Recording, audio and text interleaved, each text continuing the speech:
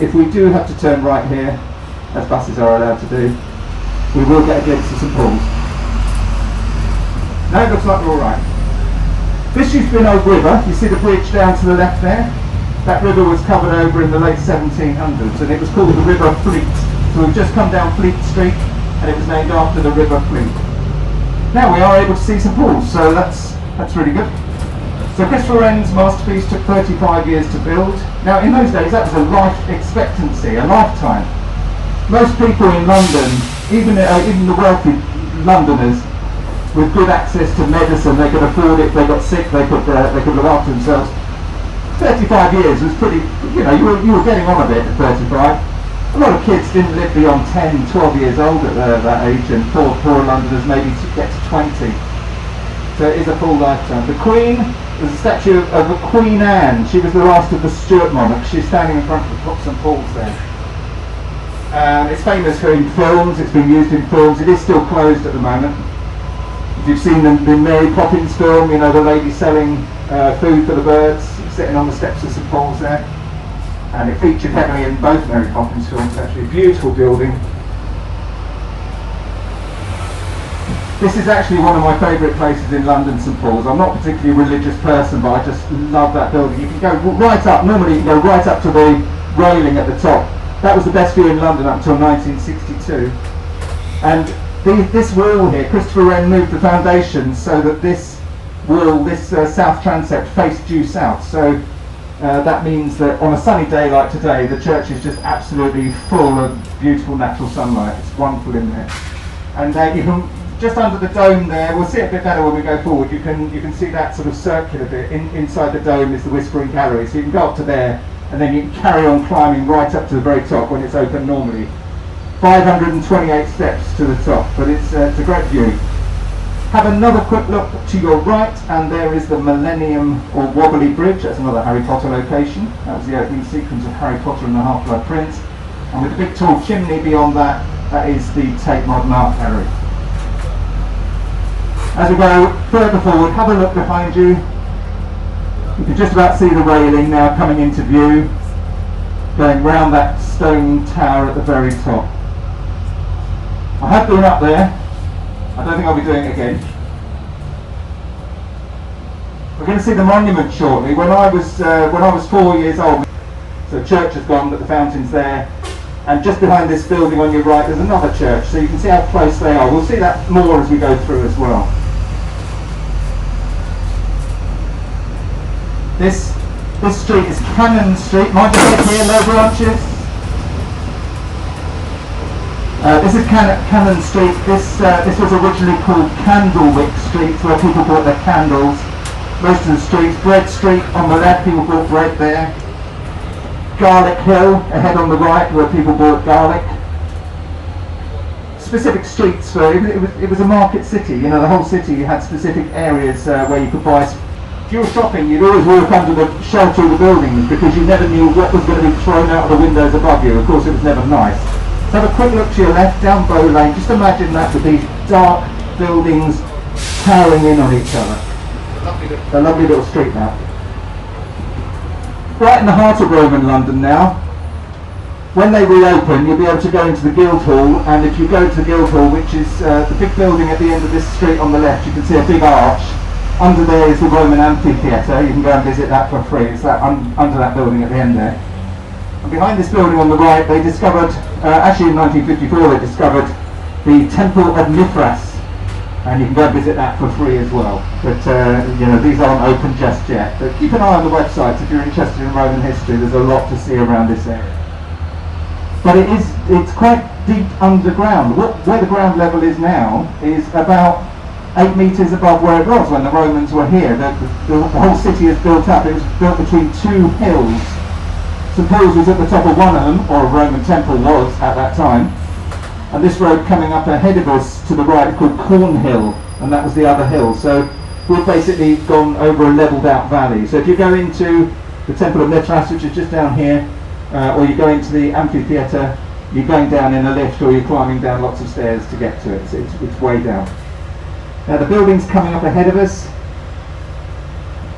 That one right in front of the real Bank of England. the Bank of England's a very grand building, but not quite on the same scale as that one in my opinion, but for aesthetics, let's say. So this one here with the arch window, first of all, this is the home of the Lord Mayor of London.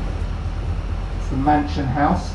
The Royal Exchange in front of us, which people thought was the Bank of England, but it's not. So it's basically a shopping centre now. And here on the left is the Bank of England, that massive building with no windows in the lower floors. Very, very secure. At least I hope so, because that's where all my pocket money is. Doesn't take up much room, sadly. Built by Christopher Wren. Here it is down this next road on the left. Think tall. And this was built 10 years after the Great Fire. There it is. So on that site was the Church of St Margaret's, the first church to be destroyed in the fire. Now we're going across London Bridge now. This is the site, not this particular bridge. This dates back to 1973, but the original bridge across the river was built by the Romans 2,000 years ago. I'll show you where it started and finished, that original bridge. There are still timbers from that first bridge. But what you're going to see now is the Shard, which is right in front of us there. We're going to go under the Shard. And one of the most famous bridges in the world, down to your left, Tower Bridge. We are going to go across Tower Bridge, so get some photos from here, and then you'll be able to take photos on it as we go across it. The warship there, a cruiser from Second World War, is HMS Belfast. That's a museum. That's not open just yet, but it will be soon, I hope. Now, if you look behind you to the left, there's a row of trees. Somewhere amongst those trees, that's where the Roman bridge set off, from the north bank to the south. And if you look in front of us, there is a tall concrete spike. That's where it landed, and that spike is angled at the angle. So it was about 45 degrees to this current bridge. That was the original bridge. I mean, it has come down a few times. It was taken down by Olaf, King Olaf, to protect the city from invasion in the 900s. It was knocked down in a freak tornado in 1112, sorry. So here we are. This is south of the Jew, have been rebuilt, and that's the same thing down here. A lot of these old warehouses, they're not warehouses now because there are no docks here, but they have been, repurposed, but they have been rebuilt as they were.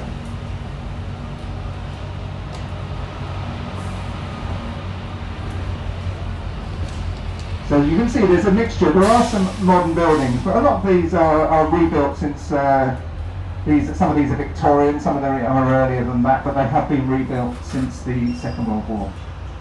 London Bridge Station, now the original bit was further back there. This is all very modern here, it's about 3 years old. And then Hayes Galleria coming up here on the left. This area was known as London's larder. It was a spice market, so people would come here from all over London to purchase new flavours, exotic, exciting tastes from all around the world. They'd all be coming into these warehouses. And now this is restaurants, very expensive riverside apartments, warehouse style apartments. There's a lovely old historic pub on the right hand side, which, I think is that open? Yeah, I think it is. The Shipwrights Arms, I mean that would have been a normal dockside pub, so not a very quiet night out. You went to the dockside pubs, they were pretty rough and ready. But a lot of people got their work from there. You'd go and sit in the pub, you'd buy yourself an expensive pint of ale, and you'd sit there and nurse it. And at some point in the evening, somebody might come in and say, "We need 30 people in the morning, dock number 3 to unload bananas," and you put your hand up, and you got a job the next day. They give you a ticket, you turn up at dock number 3, you and 29 other people spend the whole day unloading bananas and exotic fruits from all around the world. It's fantastic. Right, have a look to your left, you can see that funny shaped brown building. That is the Mayor's office. Sadiq Khan is the current find in the world when it first appeared. A bascule is the section that opens, Tower Bridge lifts and separates. And that was because between London Bridge that we just came across and Tower Bridge, that used to be the docks, as I said, up until the Second World War. But it was so busy that just in a normal week, Tower Bridge can open up to 500 times in a week. Nowadays, even in peak summer season, 15-20 times in a week, sometimes a little bit of excess of that.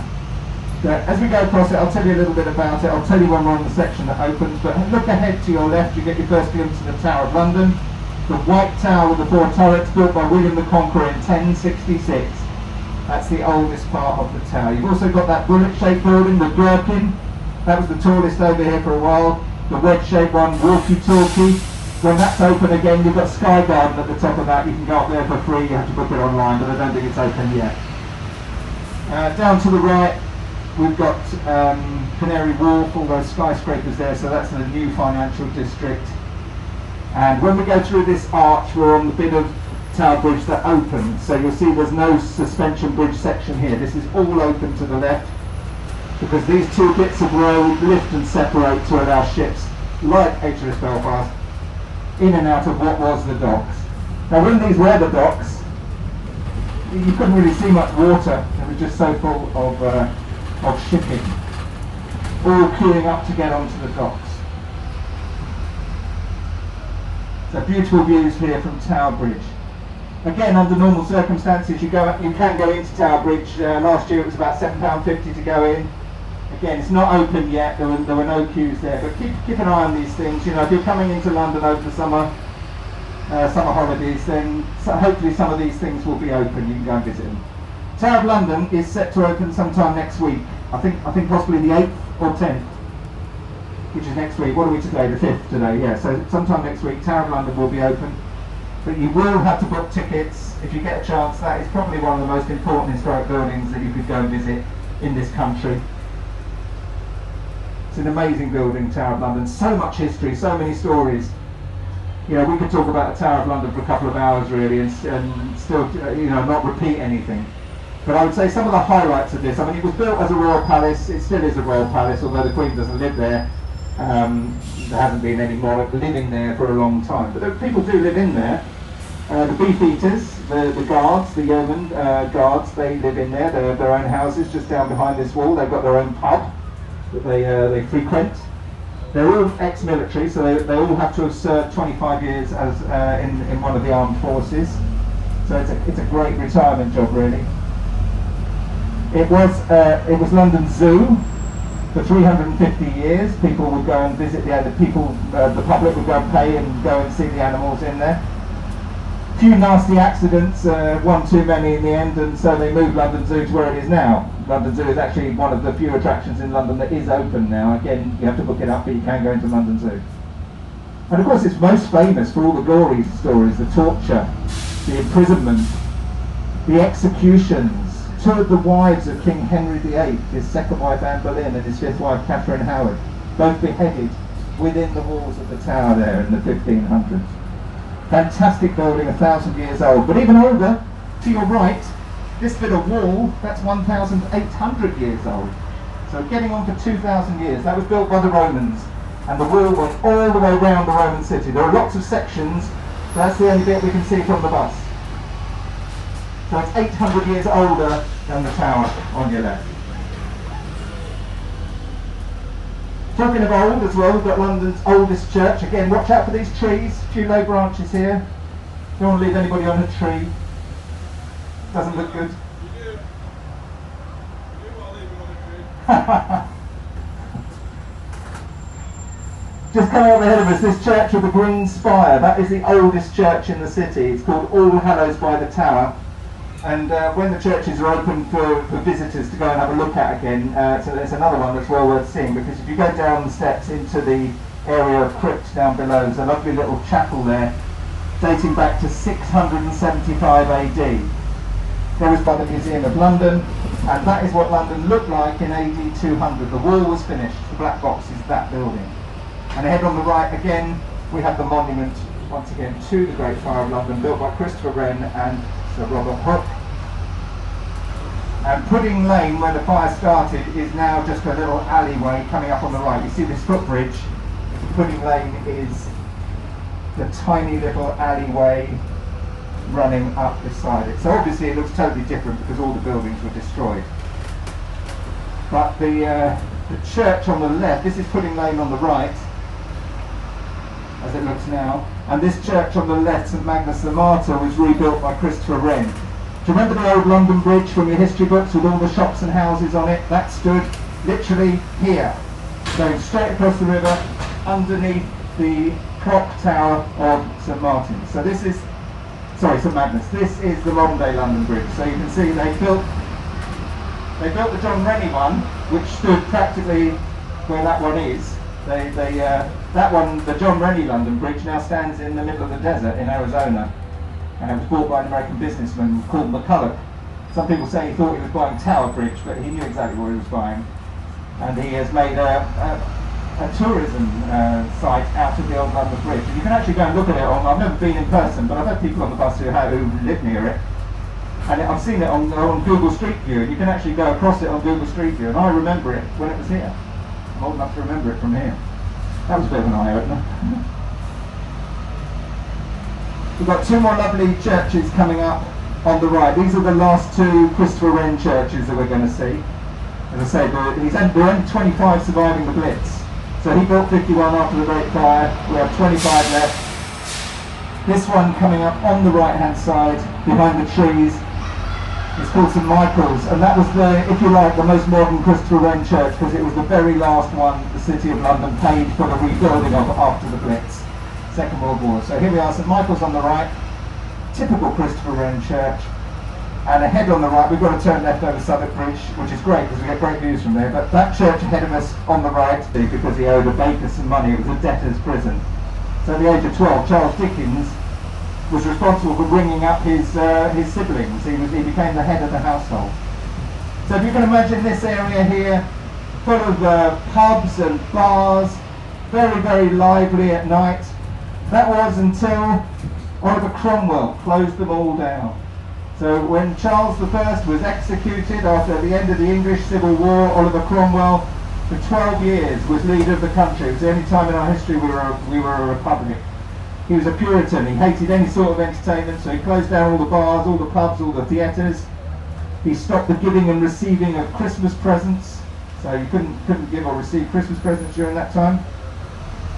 And then he died of natural causes, and there was a great call for the return of a king, and the next king in line was the son of Charles I, who came back from France, where he'd been keeping himself safe, and he was crowned at Westminster Abbey, and we had a king again. Now, one of the first things he did was to round up all the people who had signed the death warrant of his father, and of course they were all summarily executed as well. So it was a situation that didn't really end up well for anyone, the English Civil War. Fascinating time though. Now this area was bombed as well. You can see some of these buildings are quite old. There's some lovely warehouses here, because the docks were just down behind here. So this is a very Dutch-style warehouse. The river was much wider in those days than it is now. And just down behind these buildings here, we'll get a glimpse of them. There's a little square full of almshouses, and these almshouses were built by the parish for the poor. So they were houses that the poor people of the parish could live in, very low rent.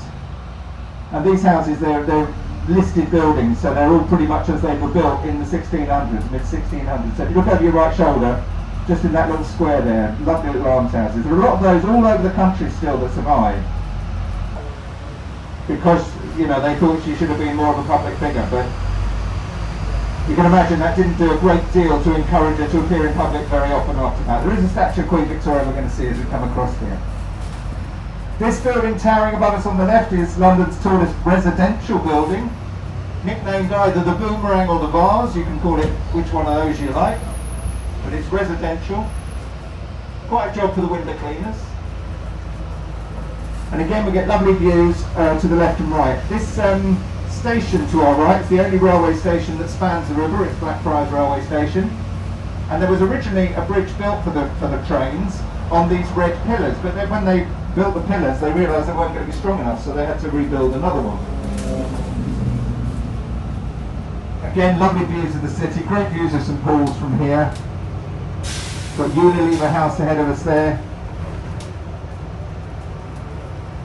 and Waterloo Bridge is the next one down. So what we're going to do now, we're going to retrace our steps up Fleet Street. So I'm going to point out a few buildings that I didn't point out before as we go up Fleet Street. And all this down here, this building site, is part of the year over the last few years. We've had whales getting lost and coming up the Thames. Usually doesn't turn out too well, but we had a beluga, not this winter just gone, but the one before. It was happily in the estuary for 6 months and then disappeared and went off, and as far as they know he was fine. Now this little bit we're coming up to now, this is where the Fleet River, do you remember I showed you that bridge? We're on the Fleet River now. All covered over in the 1700s. This building coming up with the Union flag on the left, at that site used to be the Bridewell Palace. That was one of King Henry VIII's palaces. He didn't like staying there because the River Fleet was so disgusting that he said the smell was appalling. So he used to live mainly in Hampton Court. If you've ever been at Hampton Court, that's a great day out as well. It's you can get there by train from Waterloo Station. They're opening up next week as well, Hampton Court Palace. I only know that because my daughter works there. She's one of the gardeners, and what a wonderful place to work. Come and look at my office, she said to me when she got that job. So I did. Right, we're going to turn left, we're going to head back up Fleet Street, so you can see the line of the River Fleet. That bridge there was not originally over the river when it was a river, but it was built to replace the old bridge. And there was also, of course, a bridge here. So St Paul's is just up to your right, and we're heading back up Fleet Street. Now there's a lovely little Christopher Wren church coming up on the left. It's very difficult to see, it's a glimpse, but if you look down, sun in your eyes, I'm not sure where that's gone, oh, it's up there. There we are. This is St Bride's Church, nicknamed the Wedding Cake Church, and that is the second tallest church spire in London after St Paul's Cathedral. Now I showed you the pub on the right hand side, the old Cheshire Cheese, that's down there on the right. This pub on the left was the first Irish pub in London, first place you could buy draft and bottled Guinness, the Tipperary there.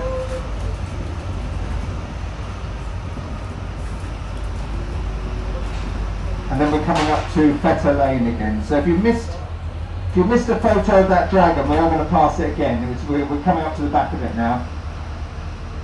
We have passed dragons from time to time as we go round, and that's because every road in and out of the City of London is guarded by a dragon. This is the most impressive of the lot.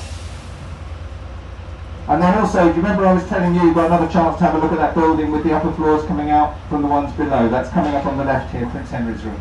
You remember we went past Bow Lane and I said these would have been practically touching. So this is a wide street here, so you don't really get the full effects of it.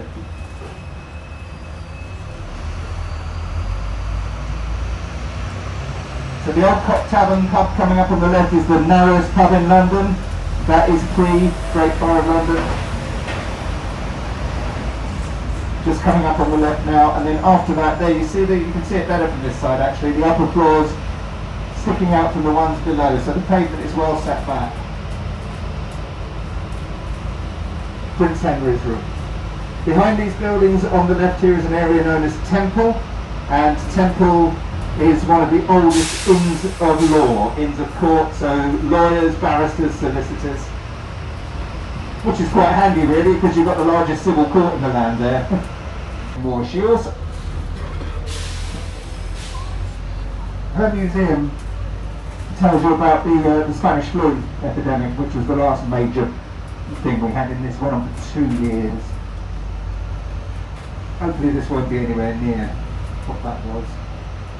But you remember we saw the statue of George IV, and I said it was George IV or John Nash. John Nash was the man who built Buckingham Palace as we know it today. He designed this street.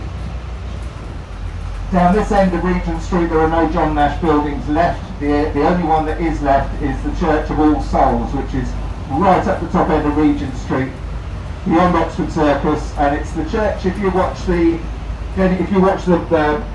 BBC breakfast thing in the morning, and Carol the weather lady goes up on the roof of the BBC Centre, and you can see a church down behind her with a big pointy spire. That's All Souls.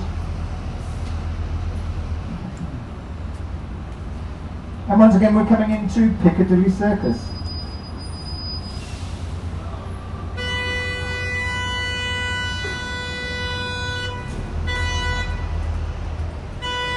A lot of shops are open, and if you wanted to look around the shops, you've got Regent Street up there ahead of us, which comes up to Oxford Circus and Oxford Street. I think they'd like to be more busy than this area here. There's some lovely shops down here, Fortnum & Mason's down there. You've also got a lovely little church down there called the Church St James. So this is Regent Street, again part of John Nash's design. Got Hamleys up there, which is the world's most famous TOY shop. And Shaftesbury Avenue, we were up there earlier on.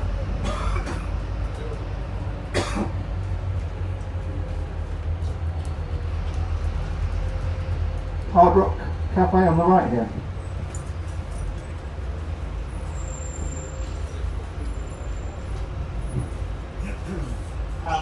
Not going. That one is leaving from our cafe. Yeah.